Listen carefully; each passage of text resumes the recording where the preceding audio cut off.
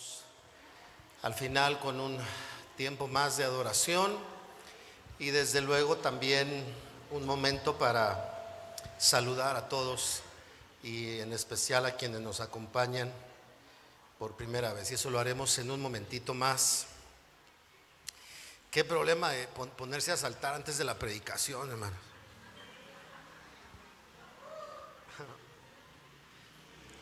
Bien, este mes estamos compartiendo una serie que se llama Adoremos. ¿Cómo se llama la serie? Adoremos. Es un tema, a mi parecer, como la mayoría de los temas bíblicos, que nos da para abrir una puerta y luego otra y luego encontrar otras y seguir aprendiendo. Pero lo que queremos dejar enfatizado en este mes es que adorar marca diferencia en nuestra vida y a través de nuestras vidas. Ese es el enfoque de cada serie, de cada mes, y esta no es la excepción. Y es cómo lo que aprendemos se suma al enfoque del año, que es marcar diferencia. Si tú no sabías de esto, bueno, ahí en la página de Facebook están los videos de cada mes, al menos lo que respecta a las series que hemos compartido. Y hoy quiero hablarles en este tenor de adoración. La semana pasada aprendimos que adorar es conocer y adorar es reconocer.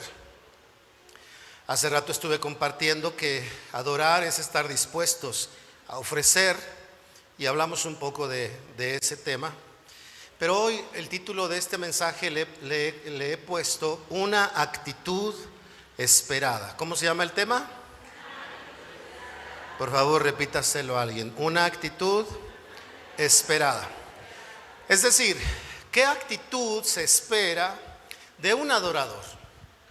¿Qué actitud se espera de un adorador? ¿No te ha pasado que a veces la gente dice, ¿y eso que eres cristiano? ¿Alguna vez te ha pasado?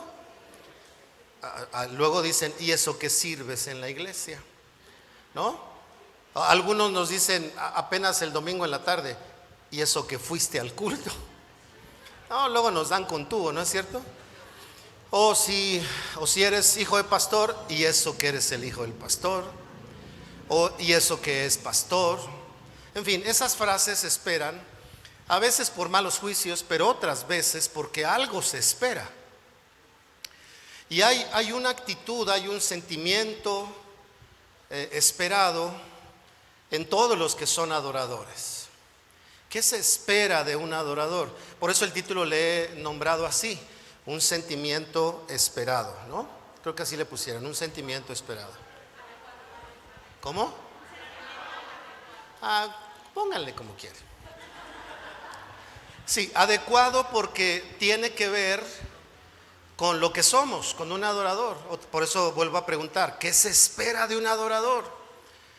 De pronto se espera, imagínate que estuviéramos en el tiempo del Antiguo Testamento y yo fuera el sumo sacerdote, bueno, yo no, Aramis fuera el sumo sacerdote, y fuéramos a entregar una ofrenda aquí y dijéramos, ya viene entrando el sumo sacerdote, y viniera con short, con tenis rotos, todo el cabello grifo, solo el cabello grifo, no grifo a la persona. Y lo viéramos y diríamos, ese no es sacerdote, porque se esperaba del sumo sacerdote que estuviera vestido de cierta forma. ¿Recuerdan? Allí en Éxodo, si no lo has leído, léelo esta semana, y viene cómo iba a ser la vestimenta del sacerdote. Su cabeza iba a ser cubierta, su túnica, su efod, su cinto, sus sandalias, todo estaba diseñado. Entonces se esperaba que si el sumo sacerdote venía, estuviera distinguido por cómo debía de vestirse. Bueno, en ese sentido es este mensaje. ¿Cuál es el sentimiento adecuado de un adorador? Ahora, déjeme primero decirte la diferencia, me parece a mí muy importante señalar la diferencia entre sentimiento y emoción. Las emociones pueden ser temporales, pueden ser de un instante, pero los sentimientos es la inclinación del alma hacia algo, son los gustos, los pareceres, las cosas que se abrazan, ¿verdad? Podemos abrazar un sentimiento de rechazo, un sentimiento de rencor, un sentimiento de odio, ¿verdad? Y ves venir a alguien que no te cae bien y luego dices, ay, ya llegó. Ese es un sentimiento, esa no es una emoción. Pero hay otros sentimientos que son correctos.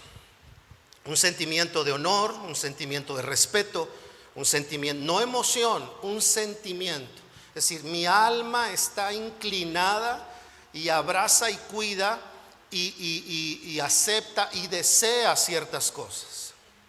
Por eso el salmista decía, hacer tu voluntad es mi deleite, Señor. En tus mandamientos meditaré, no me olvidaré. Él decía porque este era un sentimiento de un adorador.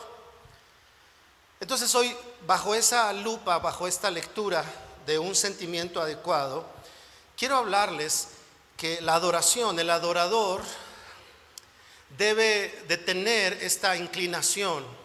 Y creo que hay una primordial, a mi parecer, tú júzgalo, de la que se derivan una serie de cosas.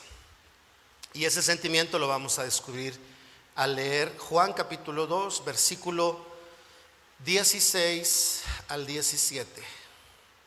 Dice lo siguiente, la Nueva Traducción Viviente: luego se dirigió a los que vendían palomas y les dijo, saquen todas estas cosas de aquí. ¿Quién estaba hablando? Jesús. Dejen de convertir la casa de mi Padre en un mercado.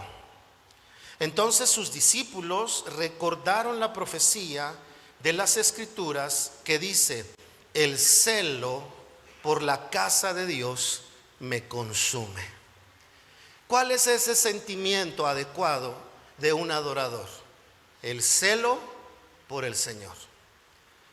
Ahora, déjame un poquito decir algo de este versículo porque a veces ha sido malentendido. La gente piensa que es malo vender cosas en las reuniones.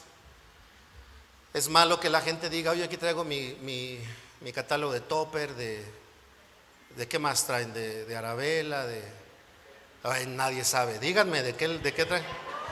De Avon, de Betterware, de cremas para la vejez, para todo. Amén. Eso no es hacer de la casa de Dios una casa de mercadeo. Quitémonos esa idea. Jesús no estaba despidiendo del templo a los de Avon, a los de Topper, no estaba haciendo eso. Lo que pasa es que el contexto judío y también con la influencia de Roma había hecho un negocio de las ofrendas. Entonces la gente llegaba al templo y ellos les vendían sus ofrendas. Entonces sacaban una ganancia, la gente presentaba su ofrenda, pero Roma, ¿verdad? Y la religión llevaban una ganancia. Entonces el Señor se enoja porque lo que era una ofrenda que la gente debía traer sin pasar por el negocio desde la religión, ellos lo empezaban a hacer, y por eso dice, han convertido de la casa de mi Padre una cueva de ladrones. A eso se refiere esa lectura.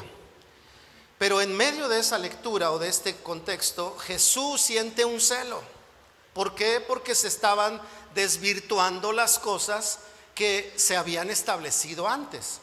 Y su celo lo hace reaccionar de una manera fuerte, que quedó grabado en el relato bíblico, donde él se le ve, es el único lugar donde se le ve así, molesto, ¿verdad? Y voltea las mesas y con todo celo y autoridad. Nadie se metió con él, al parecer. Sí lo juzgaron, lo criticaron, pero él tomó autoridad y le dijo a la gente, esta no es casa para eso. Y lo que se resalta es el celo. Entonces ya hablamos lo que es el contexto de vender, ahora es importante saber lo que es celo. Porque si yo te digo, ten celo por Dios, ¿qué significa eso? ¿Qué significa? Que le vamos a decir a Dios, no lo quieras a Él, quiéreme a mí. No quieras a la otra congregación, bendícenos a nosotros. No, ese no es celo por Dios. Tener celo por Dios, porque otra cosa es el celo de Dios, de Él mismo. Pero nosotros debemos aprender a tener celo por Dios y por las cosas de Dios. Pero hay que saber qué es eso. Porque si no, podemos pisar el terreno de la religiosidad, o podemos pisar el terreno sin querer del liberalismo, al no entender lo que es el celo. Y decir, para no ser extremos, no quiero ser religioso, nos alejamos tanto de no querer ser religiosos que de pronto pisamos un terreno de libertinaje, pudiera parecer, o pudiera ser, por no entender lo que es celo. Entonces, ¿qué es el celo por Dios? El celo por Dios, por lo menos los que comentan según la raíz de la palabra celo y según el contexto de los diferentes versículos donde aparece esto, es que el celo por Dios implica tres cosas: amor, honor, pasión, y al mismo tiempo coraje por cuidar las cosas de Dios, sus principios, sus mandamientos, lo que Él ha establecido, el honor de Dios mismo, en el sentido, no que Dios necesite que cuiden su honor, sino en el sentido de no tomar a broma a Dios, de no tomar a broma las cosas que Él hace, de no tomar a broma las cosas que Él nos da, ¿verdad? A la ligera, pues, sino cuidar por amor, por pasión, una pasión que ya explicamos hace unos domingos atrás lo que significa, ¿verdad? Y además tener esta actitud siempre cuidadosa del honor del Señor. ¿Qué es la palabra honor? Ahora vamos a abrir la puerta del honor. Es cuidar la valía y la dignidad de algo o de alguien. Tú honras a tus padres porque valoras a tus padres. Tú honras tu trabajo porque valoras tu trabajo. Tú honras tu casa porque valoras, estimas, aquilatas tu casa. Nadie puede honrar si no está aquilatando o valorando. Entonces, celo, ¿verdad? Lo que implica honor, pasión, amor, y también este coraje de defender de manera firme, de tener una postura firme en nuestras vidas. En fin, voy a poner un ejemplo. Es como que alguien viene y platica contigo y te dice: oye, ¿cómo ves que fulano de tal anda bien chueco? No, pues si se le veía la cara. Nada más era cosa de que se confirmara, pero yo decía, es bien carnalón. Tener celo es mirar lo que dice la Biblia. La Biblia dice: hey, cuando alguien se ha sorprendido en una falta, restáurenle con espíritu de mansedumbre. No dice pasa la voz, como regularmente lo hace la gente que no viene a esta iglesia. Supiste, manita, en el grupo de oración estamos clamando a Dios para que se lo lleve a otro lado, porque ya se supo que anda así y así y así y así. Eso es no tener celo. Tener celo por Dios es decirle a esa persona: mira, querido o querida, guarda silencio. De plano, queridos, es que si no lo hacemos así, ¿cuándo? Mira, querido mío, somos del América los dos, y hasta te he llevado a mi palco, pero eso no te lo voy a tolerar. No hables mal de quien no está presente, porque la Biblia dice que eso es murmuración. Y yo quiero ser celoso de eso, porque si hablas mal de él en su ausencia, es muy probable que hables mal de mí en mi ausencia. Y la Biblia dice que no demos lugar a la murmuración. Mira, querido, si vivimos así, algunos no nos van a querer hablar, se lo pierden. Pero vamos a ayudar a la gente a aprender a saber lo que es celo por las cosas de Dios. Y no es ser religiosos, No, ya, a él ya no le cuenten chistes porque ni se ríe, te va a regañar. No, hay cosas de las que hay que reírse, pero hay otras de las que no hay que reírse. ¿Por qué? Porque queremos ser cuidadosos por el honor, por amor, por pasión y por este coraje, déjenme ponerlo así, santo, un malestar santo de decir: esto no está bien. No está bien que esto, no está bien que el otro, no está, lo que esté alejado de la voluntad, del deseo, ¿verdad? Y el honor de Dios mismo. Y eso lo debemos cuidar. Ahora, ¿por qué se los digo, queridos? Porque vivimos en una generación que de pronto tiene ciertas características. No voy a decir que esté mal la generación, pero hay rasgos que no les ayudan, queridos. ¿Se acuerdan a los de mi edad? Cuando te portabas mal, ¿qué hacía el papá? Sacaba el cinturón. Ven acá. Hoy no, porque te echan al DIF. Te mandan con el psicólogo porque tienes arranques de ira. Y eso ha generado una generación a la que no se le pueden decir verdades porque, ay, pobrecitos, se ofenden se lastiman. Entonces ha generado, la misma generación pasada ha generado una generación o un ambiente para una generación débil. A nosotros la mamá no nos decía, ven hijo, ven acá, te voy a corregir en el amor de Cristo. No, ahorita que te alcance, chamaco, y donde te diera uno. Y hoy en día, cuando le pegues a tu hijo, después habla con él y explícale por qué tuviste ese momento con él y dile que fue por... No, a nosotros no nos daban explicaciones, te daban uno y ya estaba. Y sabías que hay que tener cuidado. Y eso nos ayudaba a aprender a tener celo por las cosas que nuestros papás tenían celo. Esto que hiciste no me gusta. Bueno, entonces aprendías por las buenas o por las malas que eso no gustaba porque había cosas que no estaban bien. Entonces aprendías a cuidar el honor de lo que tu papá te enseñaba. La iglesia necesita cuidar eso y no pensar que por la gracia que predicamos y compartimos, y yo creo en la gracia de Dios, descanso en la gracia de Dios.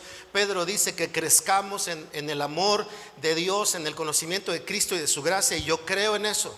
Yo creo que el que cae el Señor lo levanta, yo creo que el que se equivoca el Señor lo restaura, yo creo en eso.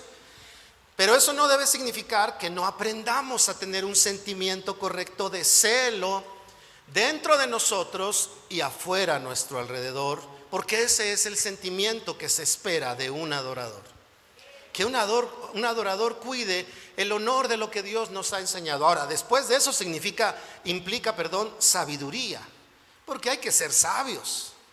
Cuando tú ves a alguien que está haciendo algo que tal vez no es correcto, no lo vas a exponer, lo tienes que jalar a solas y aprender este principio: corregir en privado y celebrar en público. Claro que corriges. Yo me acuerdo una vez a uno de mis discípulos, miren, cuando yo estaba más joven, de repente era muy reactivo, nunca grosero, pero sí reactivo.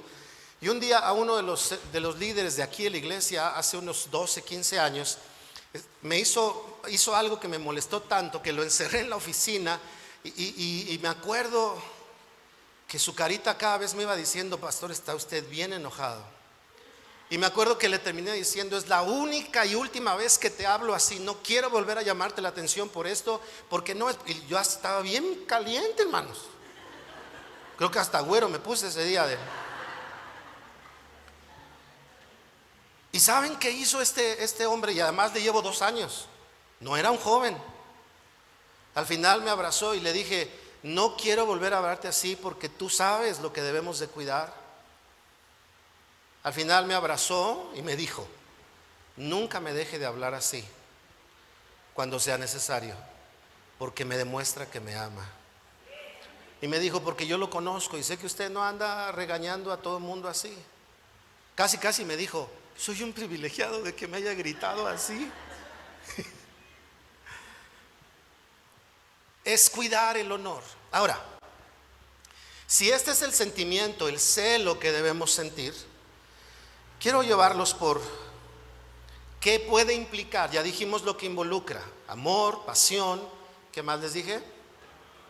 Coraje de defender las cosas, pero honor. Cuidar el honor de lo que Dios, de tu llamado, de tu casa, de tu vida. Todo eso es adoración a Dios, porque adorar implica que el adorador tiene esta lectura en su interior. Pero de manera práctica, ¿qué nos dice la Biblia que puede implicar el manejo de todos estos elementos? Amor, pasión, honor. Miren lo que dicen los siguientes 3 pasajes. Segundo de Reyes 23 dice: Josías destruyó también el altar que estaba en Betel y el altar del monte que había construido Jeroboam, hijo de Nabat, que hizo pecar. ¿Qué hizo?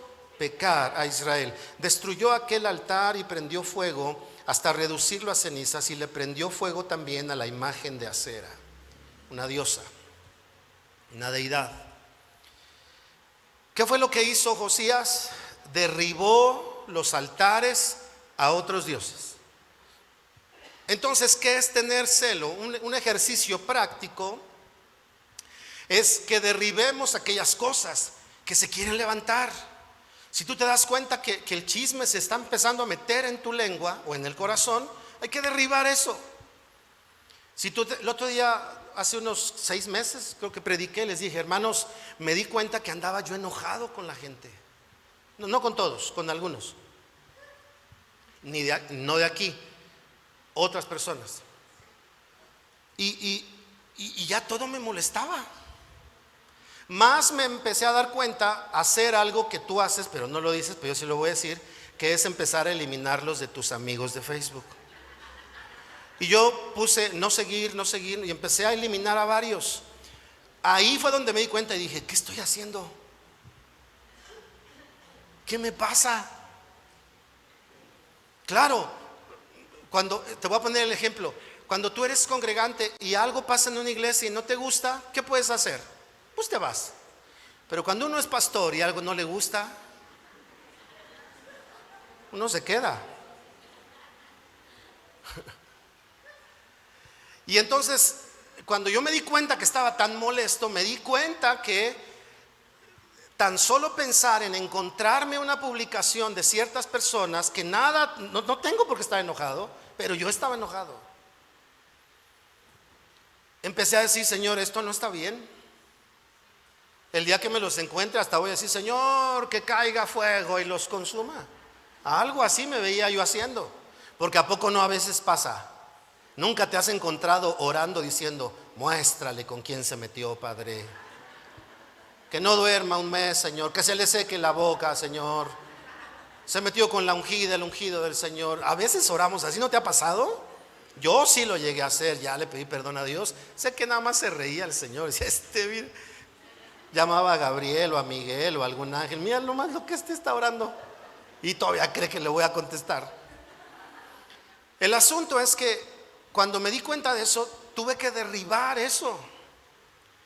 Tenía que derribar el enojo que se estaba levantando en mí porque no estaba bien. Me di cuenta que estaba pensando en personas que no tenía que pensar y estaba descuidando aquellas en las que tenía que pensar. Entonces estaba permitiendo que se levantara un enfoque equivocado y tenía que derribar eso. Tenemos que ser cuidadosos porque si tenemos un sentimiento o una actitud, también lo podemos llamar así, de adorador, aquellas cosas que se levantan que no tienen que ver con el honor de Dios, que no tienen que ver con el amor por Dios, que no tienen que ver con el coraje de que Dios sea honrado, entonces tenemos que estar dispuestos a derribarlos. Inclusive aquellas relaciones que puede haber a veces entre las personas, ¿verdad? No, decide o tu iglesia o nosotros, tu pandilla, pues nos vemos. A veces eso hace pensar a la gente. Oye, o decide o ser cristiano o el negocio que vamos a hacer. Ahí es donde entra el honor que tiene que existir. Recuerdo una persona que vino y me dijo, pastor, usted sabe que andaba en necesidad, me ofrecieron un trabajo para ganar 30,000 pesos, me dijeron que yo solo iba a cobrar, pero que no preguntara de qué se trataba el negocio. Cuando llegué al lugar, pastor, vi que era un lugar donde la gente va a beber y es un lugar antes le decíamos club nocturno, ¿cómo se les llama hoy? Un antro, no, el antro ojalá. Donde había chicas con mucha ropa. Y el hermano me dice, 30,000 pesos, no voy a ver, yo solo voy a estar en la taquilla. 30,000, le pedí a Dios un trabajo, es demasiado dinero, pastor, solo por estar en la taquilla. Solo me dijeron que no preguntara qué pasaba adentro, pero pues se dio cuenta. Y me habla y me dice, pastor, ¿usted qué haría? Porque son buenas preguntas, ¿no es cierto? Recuerdo, les voy a platicar algo. Un día alguien se acercó conmigo y me dijo, pastor, le vendo un terreno. Legal, derecho, de buen corazón, la persona. Ella ya partió con el Señor, pero no sabía ni siquiera cuánto valía su terreno. Me dijo, ¿le cuesta 2,000 pesos el metro cuadrado? No me acuerdo. El asunto es que eran 2 hectáreas. Cuando me dijo las hectáreas lo multipliqué, le dije, hermana, son 20 millones de pesos. Yo no tengo, ni ella sabía. Me dijo, ¿cuánto, pastor? Le dije, 20 millones. ¿Eso vale mi terreno? Eso vale.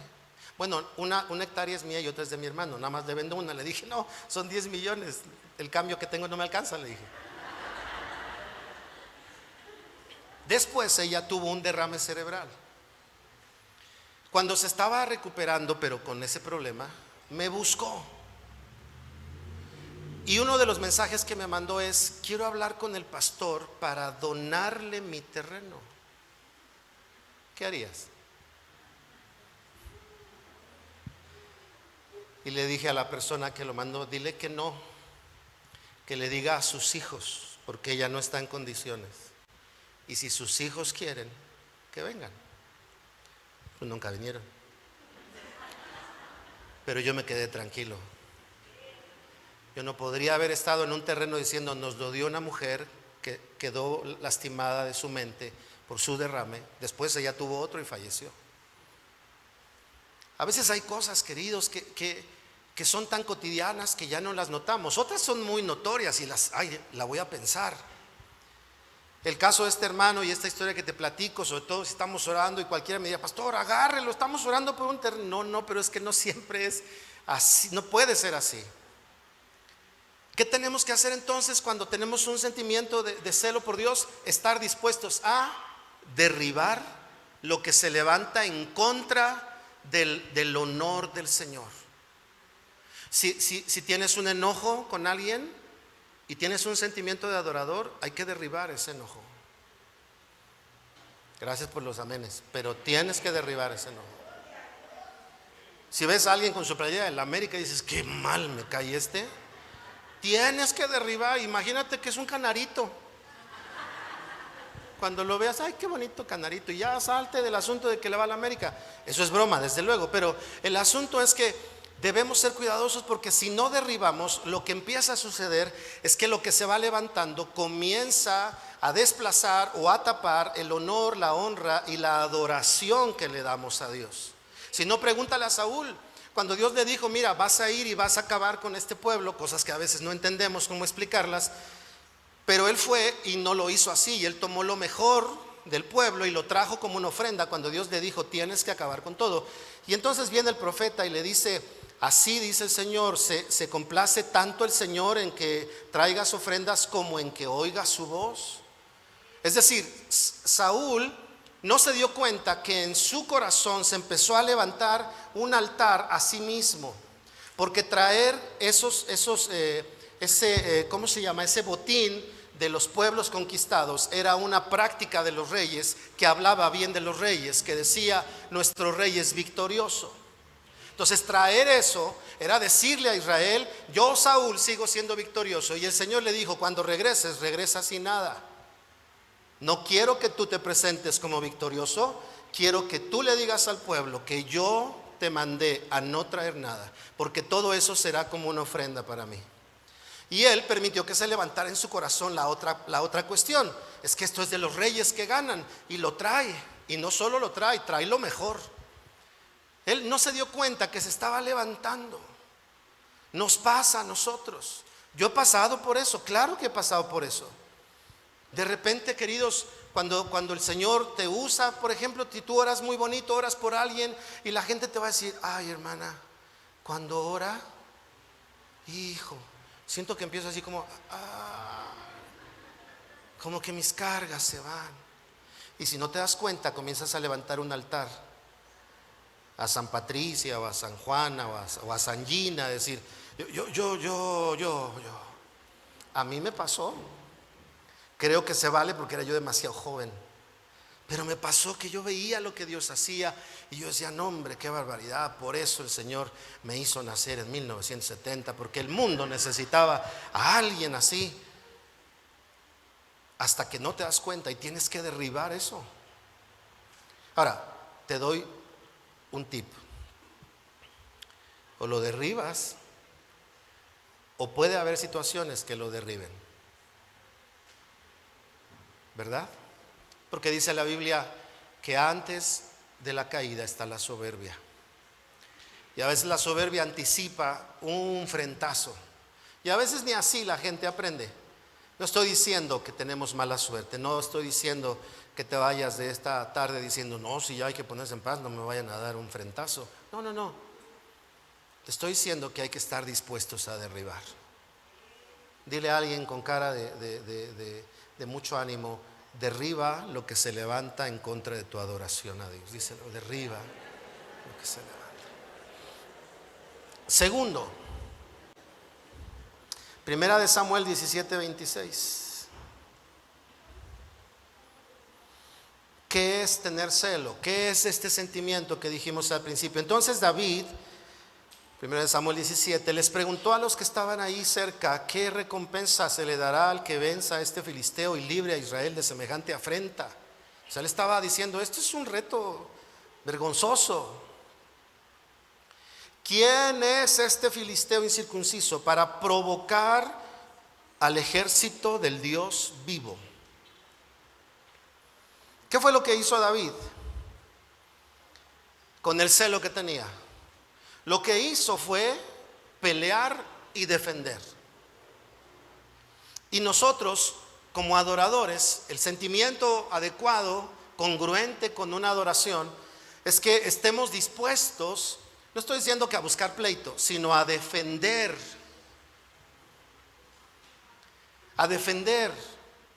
cuando algo no está bien. ¿Se acuerdan del buen samaritano, la parábola del buen samaritano?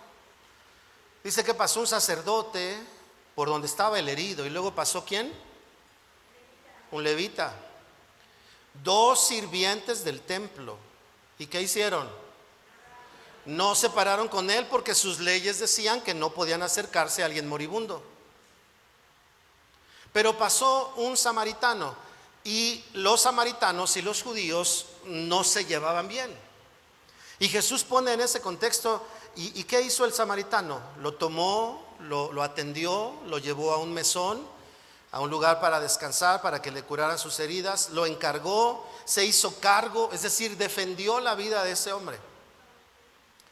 Cuando nosotros hablamos de adoración, tenemos que saber que adorar no se trata, lo hemos dicho ya, de solo cantar, aunque es bellísimo adorar cantando a Dios. Pero cada vez que tú cantas, por ejemplo, hace rato cantamos que somos libres, ¿no? Como dice la canción, el Espíritu está aquí.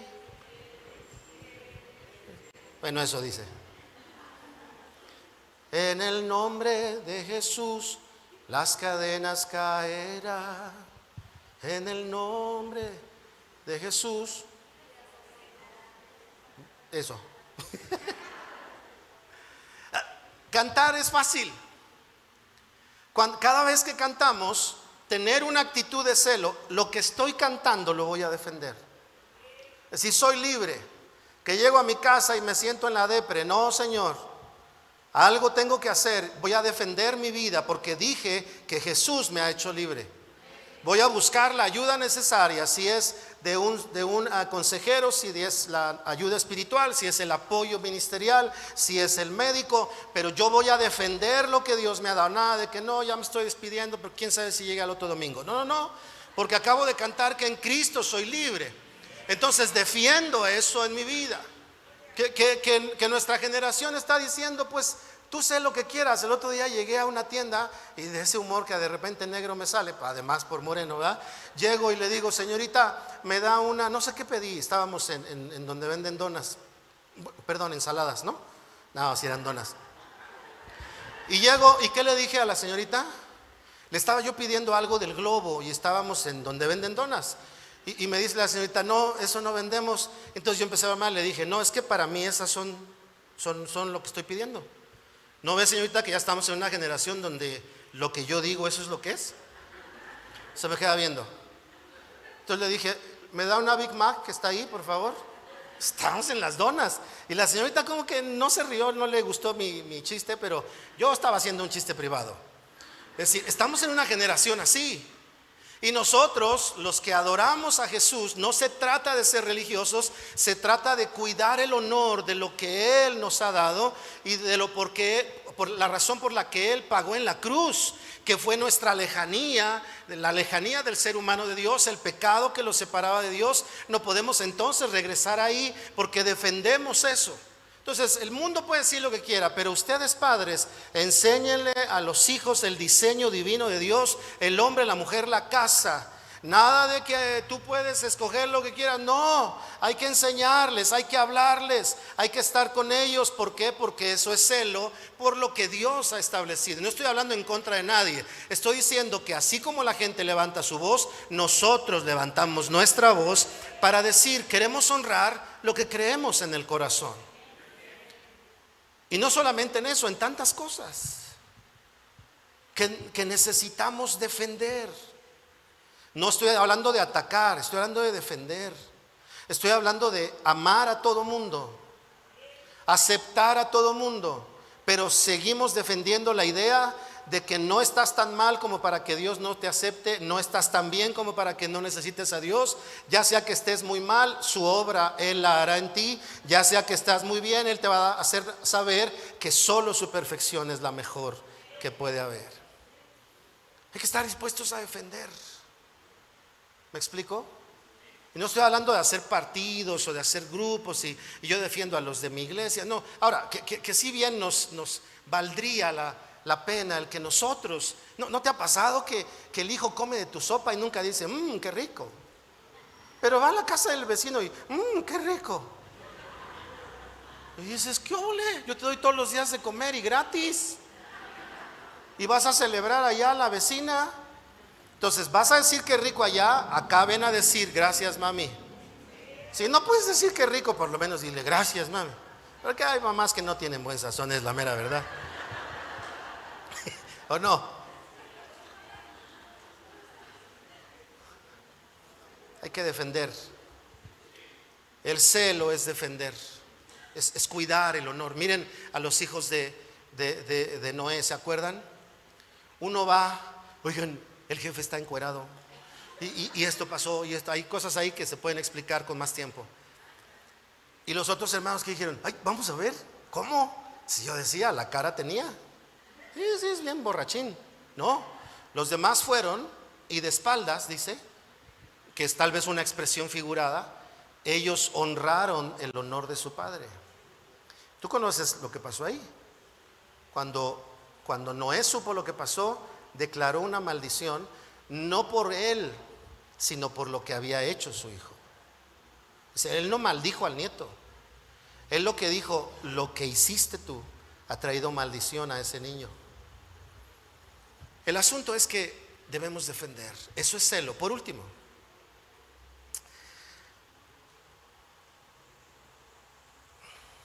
leamos para cerrar, primero de Crónicas 17:1. David ocupaba ya el trono en su palacio cuando le dijo al profeta Natán, mírame aquí, entronizado en un palacio de cedro, mientras el arca del pacto del Señor está debajo de unas cortinas.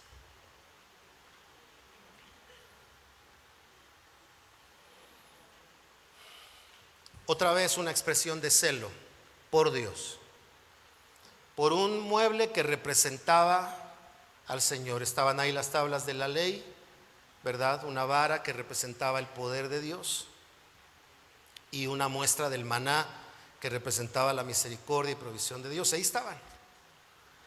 Y David de pronto un día voltea a ver su casa y dice, qué padre casa tengo. Luego voltea a ver el arca y dice, y el arca está debajo de una tienda. Se los pongo en un contexto de hoy en día. Es como si el esposo dijera, ay, mi coche con llantas de 10,000 pesos. Y mi esposa con guaraches de 15 pesos.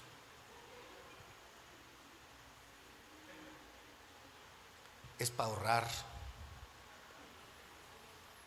Lo que estoy diciendo es que celo es una inconformidad correcta por aquellas cosas donde se pierde el balance.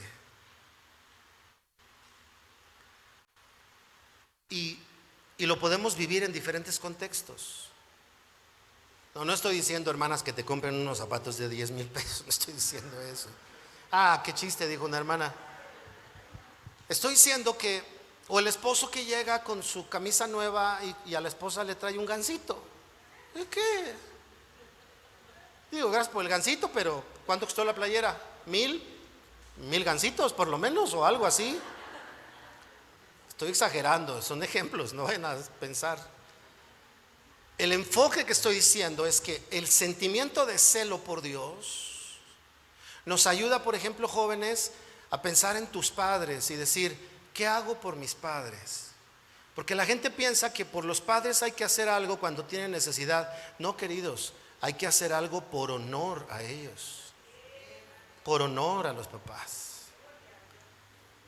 Y cuidarlos y animar. Me acuerdo, yo les he platicado, mi mamá siempre le gustaba trabajar y en sus últimos años, de repente tú la veías aquí en la iglesia vendiendo bufandas, guantes, gorritos, porque le gustaba tejer. Y no me creerán que llegaba conmigo y me decía, hijo, ¿me compras? Y yo le decía, ¿qué estás vendiendo, mami? Y me decía, esta bufanda, no, no te la voy a comprar. Y siempre extendía yo de lo que Dios me había dado para bendecirla a ella.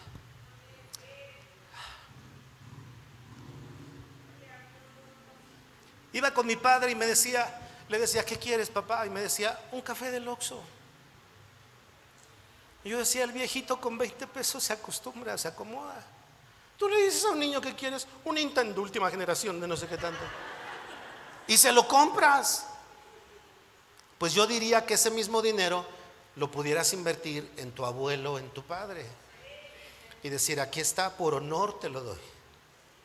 Porque la Biblia dice que si no sabemos honrar a los padres que vemos, ¿cómo podemos hablar de honrar a Dios?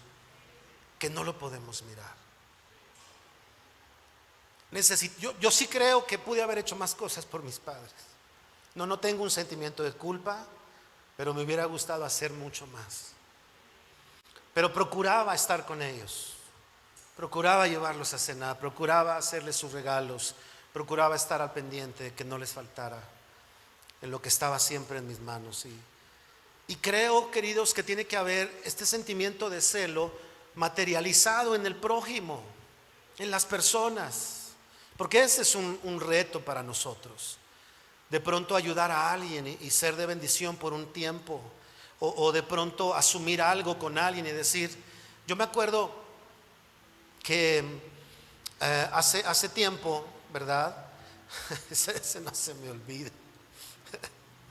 Hace tiempo hubo una situación y hace unos tal vez 20 y tantos años, y había gente que empezó a hablar mal de mí. Y recuerdo que un pastor que había crecido en Tepito, pero ahora era pastor, un día llegó a tocar a mi casa. Y él ya había salido de Tepito, pero Tepito no había salido de él. Lo primero que hizo fue llegar y abrazarme.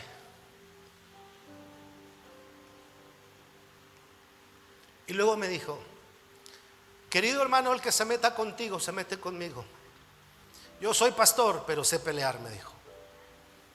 Y hay de aquel que se le ocurra tratar de hacerte algo. Y me dijo, hermano, si algo, nomás me hablas y yo llego. No voy a decir quién es para que no te reconozcan, pero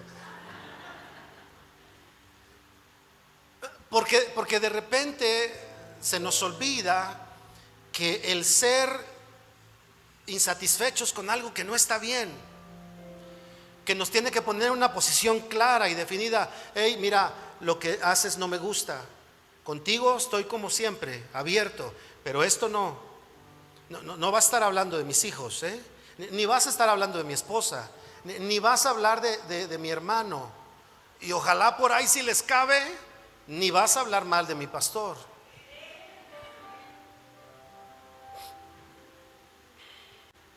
Porque a veces permitimos tanto, queridos, que se nos olvida que adorar es tener un sentimiento ahí. Yo recuerdo, y con esto termino, para que psicológicamente piensen que ya acabé. Miren, sientan así como que otros 10 minutos tranquilos. Antes de comenzar esta iglesia, un grupo como de 80 personas en la iglesia del centro me buscaron y me dijeron, nos vamos a ir de la iglesia. Queremos que tú seas nuestro pastor. nos gusta más lo que tú predicas. Y empezaron a decir sus cosas.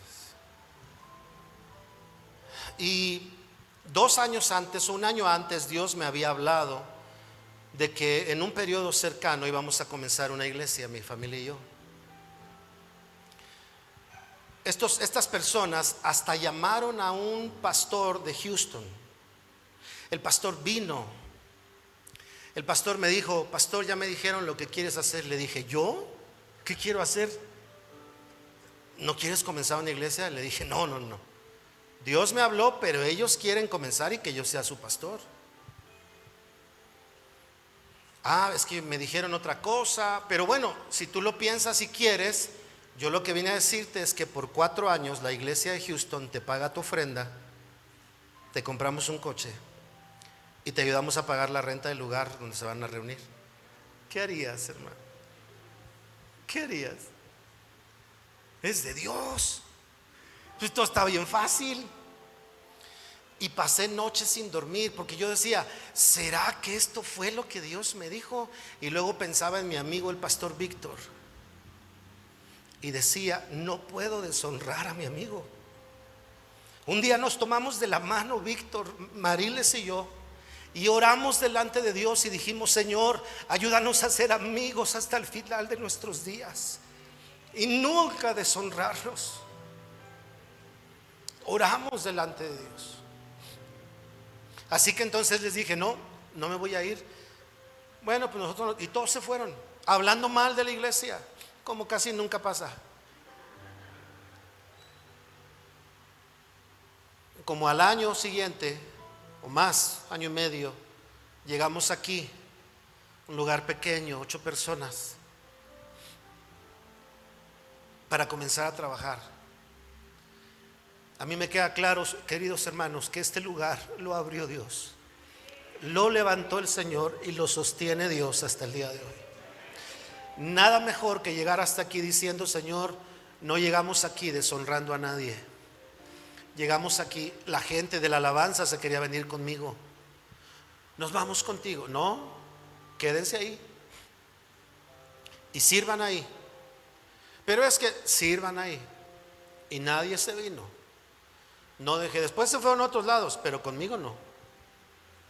Porque yo les dije: vamos a honrar el lugar donde hemos estado y ahí sirvan.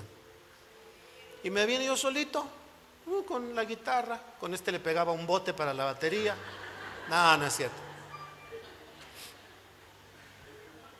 A empezar otra vez. Les platico historias buenas.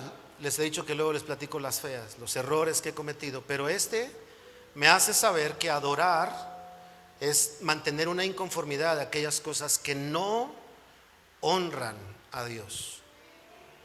Ponte de pie, por favor.